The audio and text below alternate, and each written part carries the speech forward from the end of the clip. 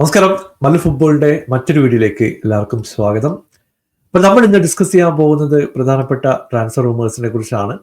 Content ഇഷ്ടപ്പെടുകയാണെങ്കിൽ നിങ്ങൾ share ചെയ്യാനും സബ്സ്ക്രൈബ് ചെയ്യാനും മറക്കരുത്. നമുക്ക് മാർക്കസ് റാഷ്ഫോർഡിന്റെ സിറ്റുവേഷൻ തന്നെ സ്റ്റാർട്ട് ചെയ്യാം. ഇപ്പൊ കഴിഞ്ഞ കുറേ ദിവസങ്ങളായിട്ട് പുള്ളിയെ ഓഫ്ലോഡ് ചെയ്യാൻ വേണ്ടി യുണൈറ്റഡിന്റെ ബോർഡ് ശ്രമിച്ചുകൊണ്ടിരിക്കുകയാണ്.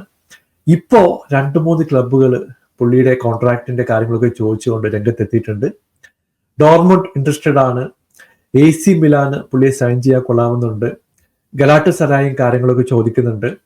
പ്രധാനപ്പെട്ട ഒരു പ്രോബ്ലം റാഷ്ഫോർഡിന്റെ വേജ് ബില്ല് തന്നെയാണ്. 300 to 350K വീക്ക് എന്നൊക്കെ പറഞ്ഞാൽ പല ടീമുകൾക്കും താങ്ങാൻ പറ്റാത്ത ഒരു വേജ് ബില്ലാണ്.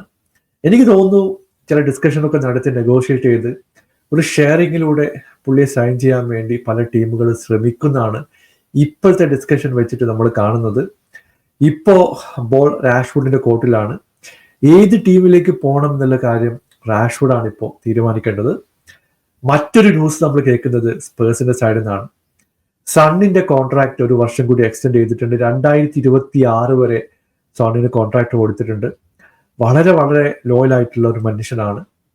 പുള്ളിക്ക് കോൺട്രാക്ട് കൊടുത്തിട്ടില്ലെങ്കിൽ അത് ഒരു തീരാ നഷ്ടം തന്നെയായിരിക്കും. കാരണം പല ടീമിലേക്കും പോകാനുള്ള ഓപ്പർച്യൂണിറ്റി സണ്ണിനുണ്ടായിരുന്നു. പുള്ളി സ്പേഴ്സിൽ തന്നെ സ്റ്റിക്ക് ഓൺ ചെയ്തു. അതുകൊണ്ട് തന്നെ ഈ ഒരു കോൺട്രാക്ട് എക്സ്റ്റൻഷൻ ഒരു പോസിറ്റീവായിട്ടാണ് ഞാൻ കാണുന്നത്. മറ്റൊരു ന്യൂസ് വികാരിയുടെ ഒരു ബാക്കപ്പ് ഗോൾ കീപ്പർ വരുന്നു എന്നുള്ള ഒരു ന്യൂസ് തന്നെയാണ്.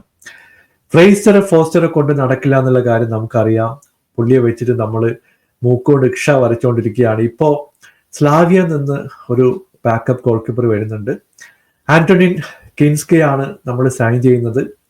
15 മില്യൺ കൊടുത്ത് 5.5 വർഷത്തെ കോൺട്രാക്ട് ആണ് പുള്ളിക്ക് ഓഫർ ചെയ്തിട്ടുള്ളത്. ഒരു ബാക്കപ്പ് ഗോൾ കീപ്പർ എന്നതിലുപരി ഒരു പോസിറ്റീവായിട്ടുള്ള പെർഫോമൻസുകൾ കിൻസ്കയുടെ സൈഡിൽ നിന്ന് പലപ്പോഴും നമ്മൾ കണ്ടിട്ടുണ്ട്. എന്തായാലും ഒരു പോസിറ്റീവ് ചേഞ്ച് പുള്ളി കൊണ്ടുവരട്ടെ. മറ്റൊരു ന്യൂസ് നമ്മൾ കേൾക്കുന്നത് PSG സൈഡിൽ നിന്നാണ്. നമുക്കറിയാം പല ടീമുകളും ഒരു സ്ട്രൈക്കർ ഇല്ലാതെ വിഷമിക്കുന്ന സിറ്റുവേഷൻ ആണ്. അപ്പൊ PSG സ്ട്രൈക്കർ ആയിട്ടുള്ള മുവാനിയെ സൈൻ ചെയ്യാൻ വേണ്ടി പല ടീമുകളും ശക്തമായിട്ട് രംഗത്തെത്തിക്കഴിഞ്ഞു. സ്പേഴ്സ് ഇൻട്രസ്റ്റഡ് ആണ്. മാഞ്ചസ്റ്റർ യുണൈറ്റഡിന് പുള്ളിയെ സൈൻ ചെയ്താൽ കൊള്ളാവുന്നുണ്ട്. യുവന്റസ് കാര്യങ്ങളൊക്കെ ചോദിക്കുന്നുണ്ട്. പക്ഷേ PSG ഈ ഒരു ജനുവരി വിൻഡോയിൽ മുവാനിയെ പുറത്തേക്ക് വിടുമോ എന്നുള്ള പ്രധാനപ്പെട്ട ഒരു ചോദ്യമുണ്ട്. എനിക്ക് തോന്നുന്നു വളരെ ഫ്ലെക്സിബിൾ ആയിട്ടുള്ള ഒരു സ്ട്രൈക്കറാണ്. EPL ഒക്കെ വന്നു കഴിഞ്ഞിട്ടുണ്ടെങ്കിൽ പുള്ളി പൊളിക്കാനുള്ള സാധ്യതകൾ കാണുന്നുണ്ട്.